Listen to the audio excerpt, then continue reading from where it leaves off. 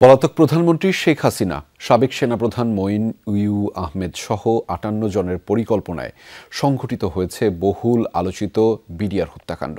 সন্ধ্যায় প্রধান উপদেষ্টার কাছে জমা দেয়া প্রতিবেদনে এমনটাই জানিয়েছে জাতীয় তদন্ত কমিশন। বলা হয়েছে, ক্ষমতাকে কুক্ষিগত ও পাকাপোক্ত করতেই এই নৃশংস হত্যাকাণ্ড ঘটানো হয়েছিল, যাতে দলগতভাবে জড়িত ছিল আওয়ামী লীগ। শেখ ফজলে নূর তাপস ছিলেন প্রধান সমন্বয়ক।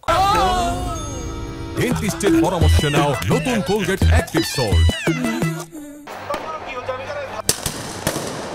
নারকীয় বিডিআর হত্যাযজ্ঞ বাংলাদেশের ইতিহাসের অন্যতম সেই কালো অধ্যায়ে কেবল ৫৭ জন সেনা কর্মকর্তার মৃত্যুই হয়নি, বুঝে না বুঝে বিদ্রোহের অংশ হওয়ায় তছনছ হয়েছে সীমান্তরক্ষী বাহিনীর অসংখ্য সদস্যের জীবন। কি কারণে, কাদের প্ররোচনায় এমন নৃশংসতা? কেউ কি পেছন থেকে কলকাঠি নেড়েছে? এমন অসংখ্য প্রশ্ন ছিল জনমনে। সেসবের উত্তর খুঁজেছে বিডিআর হত্যাকাণ্ডের ঘটনায় গঠিত জাতীয় তদন্ত কমিশন। দীর্ঘ ১১ মাস তদন্ত শেষে রোববার প্রধান উপদেষ্টা ডক্টর মোহাম্মদ ইউনূসের কাছে প্রতিবেদন জমা দিয়েছে তারা, যাতে বলা হয়েছে বিডিআর হত্যাকাণ্ড ছিল পরিকল্পিত। আর এতে তৎকালীন প্রধানমন্ত্রী শেখ হাসিনার গ্রিন সিগন্যাল ছিল উল্লেখ করে বলা হয়েছে, তৎকালীন সেনাপ্রধানেরও যেমন দায় আছে, তেমনি পুলিশ, র্যাব এবং গোয়েন্দা সংস্থাগুলোও চরম ব্যর্থতার পরিচয় দিয়েছে।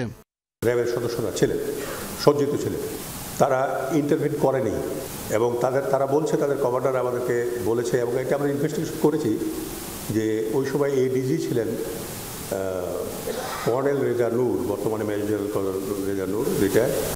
তদন্ত কমিশন বলছে, হত্যার আগে অনেক সেনা কর্মকর্তার উপর নির্যাতন চালানো হয়েছিল। পুরো ঘটনায় দলগতভাবে জড়িত ছিল তৎকালীন ক্ষমতাসীন আওয়ামী লীগ, যার প্রধান সমন্বয়কের ভূমিকা পালন করেছিলেন শেখ হাসিনার ভাতিজা ও তৎকালীন সংসদ সদস্য শেখ ফজলে নূর তাপস। একই সাথে বিদেশি শক্তির সম্পৃক্ততার প্রমাণ পাওয়ার দাবি করা হয়েছে ওই রিপোর্টে। ওই সময়ের সরকার তার ক্ষমতা দীর্ঘায়িত করতে চেয়েছিলেন এবং প্রতিবেশী দেশ বাংলাদেশকে অস্থিতিশীল করতে চেয়েছিল এবং সেনাবাহিনীকে, বিজিবিকে, ওই সময় বিডিআরকে দুর্বল করতে চেয়েছিল। প্রকৃত সত্য যাতে উদ্ঘাটিত না হয় সেজন্য অনেক আলামত ধ্বংস করা হয়েছিল। বলা হয়েছে, রাষ্ট্রীয় অতিথি ভবন ও তৎকালীন প্রধানমন্ত্রীর বাসভবন যমুনায় যেসব বিডিআর সদস্যের সঙ্গে শেখ হাসিনার বৈঠক করেছিলেন, তাদের সঠিক নাম পরিচয় ও তথ্য সংরক্ষণ না করাটাও ছিল উদ্দেশ্যমূলক। প্রাক্তন প্রধানমন্ত্রী শেখ হাসিনা,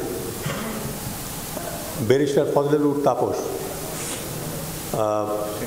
শেখ সেলিম, মির্জা আজমের কথা আমি বলেছি, তারপরে নানক, জাহাঙ্গীর কবির নানক, সাহারা খাতুন এবং জেনারেল তারেক এবং প্রাক্তন সেনাবাহিনী প্রধান জেনারেল মঈন এবং প্রাক্তন ডিজিএফআই প্রধান জেনারেল আকবর।